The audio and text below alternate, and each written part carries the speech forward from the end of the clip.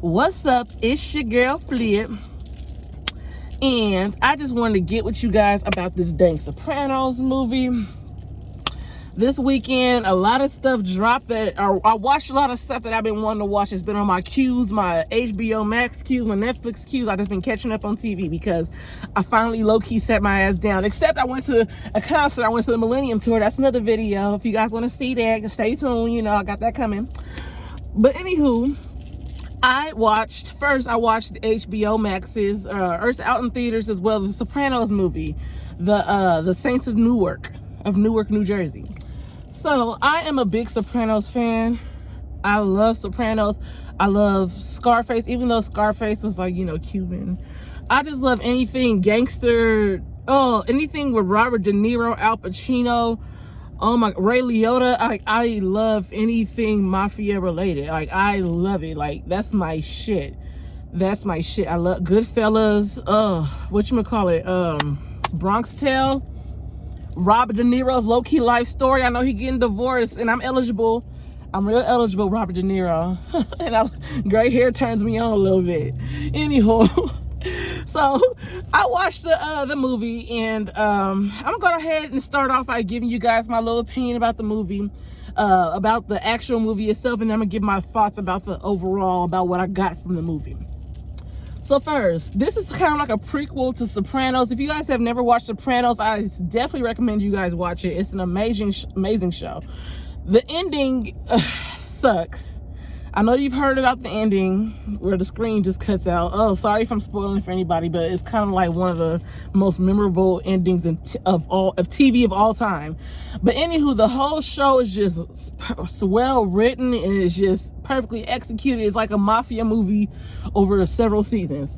So anywho, so the protagonist, the main character, Tony Soprano, you know that the thing is now to do prequel. So we want to see what makes this monster tick. So we got to see a little prequel of Tony growing up and see what made him turn into, you know, the Tony Soprano. First, I'm gonna go ahead and give my pluses. First, casting was A1. The casting was amazing. All the characters were spot on. I know they casted James Gandolfini's son, who plays Tony Soprano. They casted his son to play young Tony Soprano, so that of course was spot on. So he looked just like his daddy. Even the characters down to his wife Carmela, his future wife Carmela, and his mom and his sister Janice, and all the characters were just spot on. Like they recreated the cadence and the same mannerisms of the characters that we grew to love on Sopranos, the TV show. So casting A1, acting A1. The actors were amazing. Now, and it looked good. It was a nice, you know, all the sets and all that shit looked good too. I don't know what else. Shit, that's pretty much all the positives I got to say about the movie. They casted the right people. They got the hype up. They had us really looking forward to see this shit. But the damn movie sucked. Okay, the movie was a flop. It was not at all what I was expecting. I thought I was gonna see like another version of Joker. Or hell, if you guys watch Power, if you guys watch Raising Kanan, that's like the prequel to Kanan's character in the show Power. You got to see what kind of made him tick, like how he started out and he had something profound happening in his life, and that's what made him turn into the monster he eventually became. I don't know if they were trying to be subtle with the shit, but they were just a little too subtle. Tony didn't have nothing happen too damn traumatic happen in his life to make him be the damn monster he became. Not according to the show, not according to the damn movie. Nothing happened to him. He followed his uncle around. His uncle didn't have him in his dealings. His uncle kept him separated from his dealings. It wasn't like he had him up under him where, okay, he's my little mini-me. I got him, my little protege. I'm teaching him all the ins and outs of mafia life. No, his uncle kept him away from that shit. It was just him being a little badass and, oh, I want to be a football player one day, and then my favorite uncle dies, and okay. It was just, they could have did so much more with it. And I hate to say it, as much as I love black people and I love our stories being told, and the story that was told with the black people in relation to the Italian relations back in that day, it was necessary, but I feel like they could have taken a little more time on the Sopranos side of it and less time on the whole, I hate to even be saying this, on the whole Black Power movement. Like, I know that the riots kind of, you know what I'm saying, they had the black people running around as like their numbers guys, and if they needed somebody whacked, they have their little, you know, one of their black, you know, flunkies go ahead and do it. And the black people pretty much said, like, we're tired of being their flunkies. They're making all this money off of us, running numbers and off our people and stuff. Like, it's time for us to, like, kind of take over. So I kind of get that they had to, you know, go into that a little bit, but they spent a little too much time on it. I feel like a little more time could have been spent into developing Tony's character a little bit more. So that's all I had to say about that, about the movie itself. So, next, the message, the moral of the story that I got from the movie. I'm guilty of it too. You guys just saw all this praise I gave to all this mafia movies and all. I'm guilty of it too. I hate to say it, and I do have to preface it by saying, not all, but basically, black people, we need to stop worshiping people who don't fuck with us. I'm gonna say it again. Black people, we need to quit glorifying people who don't fuck with us. I know we love the mafia story. We love the whole, ooh, the Bronx, this, you know what I'm saying? The mob bosses and the capos and the consiglieres and all that shit. We love all that shit because it was great. It was a great organization of crime. It was. But then people don't fuck with us. Italians don't like black people. They don't. The movie pretty much says it. We can use you for our dirty work, but don't even look at them too long. And they still had that sentiment. I know personally. I've been to Italy twice. After the first time, I said I'd never go again, but then I went again. It was on the tour, so I mean, I couldn't tell them where to go on the tour. No lie. I'm gonna go ahead and give you guys my experience from when I went to Italy the first time. First time I went to Italy, we did a cruise. It was like a dang near 2-week cruise. We flew into Spain, started out on the south side of Italy and worked your way up, just, you know, up Italy, and then made your way back to Spain. So we took my grandma. My grandma's 81 now. She was like 76, 77 around that time. So my mom was like, you know, I don't want her standing in a lot of lines, and you know what I'm saying, because, you know, it's not like America out there. There's not a lot of elevators. It's not like wheelchair access. My grandma doesn't need a wheelchair. My grandma be wanting her little click clack. She be getting it.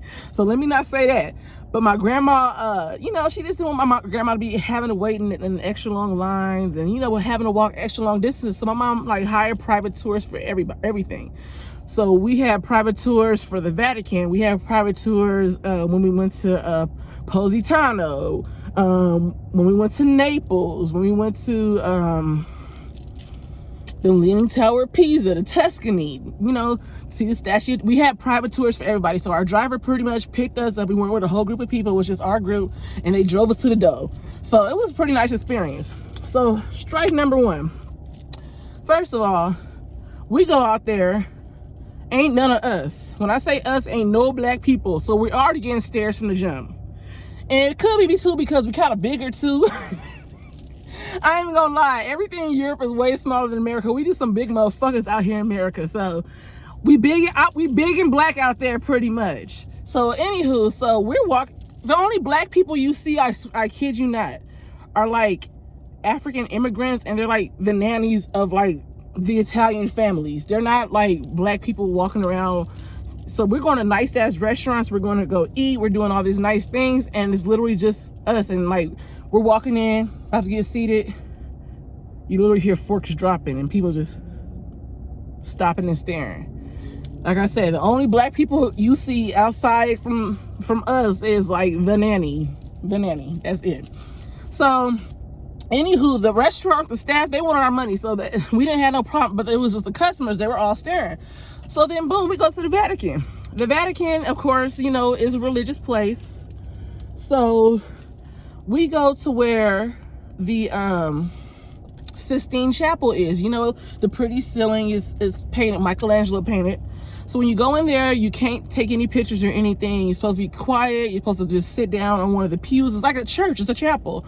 And you're supposed to meditate, right? So they're like, okay, just go on and just enjoy. You just take in the beauty of the look. You can look, but you know what I'm saying? But you can't be in there just talking. So anywho, so we go sit down in one of the pews. I kid you not. People literally got up from one side of the church, the chapel, and would move to the other side. Literally wouldn't even want to sit next to us. And I'm like, okay. I'm from California. Like, this is new to me. Like, we have everything out here. So I'm like, hold on. Like, y'all don't want to sit next to me? This ain't 1942. Like, the fuck? So this is real foreign to me. So I'm offended that y'all don't want to sit next to me. So now I got an attitude. Then another time we go to go see the Statue of David. Now we in the north side of Italy. Well, not north, but we higher up in Italy. The guy who drives us around, he drives us up. He's like, go shop and stuff. I'll wait in line for you guys. I got your tickets. So so he calls us. He said, okay, come back. It's your time to come look around the museum. So I'm like, we all come back. Oh, we can't allow you to have people standing in line for you. And so the guy, he's an ex-cop, our driver. He's an Italian ex-cop, so he's going off. So he's going off, he riding for us. We not knowing what the heck is going on. But we're like, if we gotta stand this long ass line, just give us our motherfucking money back. All 3 of these tickets, because there wasn't no cheap ass tickets. We talking about 40, 50 euros a piece. It was 4 of us. So give us our money back then. Fuck it, we real good for that. I ain't gonna beg you to take my motherfucking money.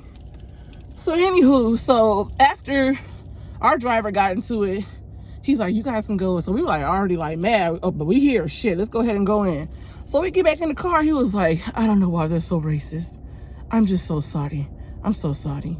And I just had to sit, I'm like, okay, this was just my goddamn confirmation. I know I'm not crazy. So,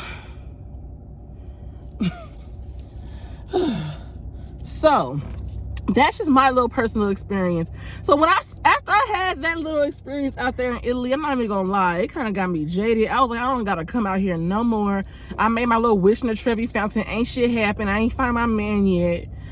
So I'm like, you know what? Fuck Italy. But then I end up going again.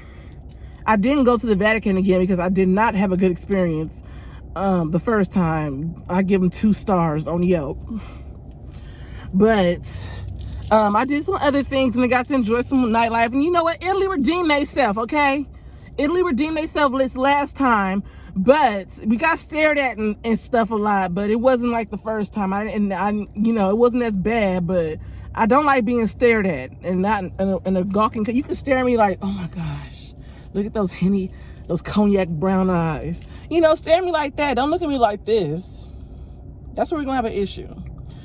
So anywho, after watching the Saints of Newark, which was a flop, you know, I still got a lesson from the story. You know what I'm saying? Black people, let's start finding our own damn heroes. We look real stupid out here calling ourselves capo and I'm Bugsy Siegel. No, and they do not like our black asses. They call us moulignons. Again, I'm not speaking for every Italian out there. I'm sure there's some very cool Italians, you know, that really fuck with us, you know, especially y'all Sicilians, because I know y'all really part black. Ooh, y'all bust your bubble. But go ahead and let me know what you guys think down below. If you guys saw the movie, if you guys liked it and I was dead ass wrong, let me know.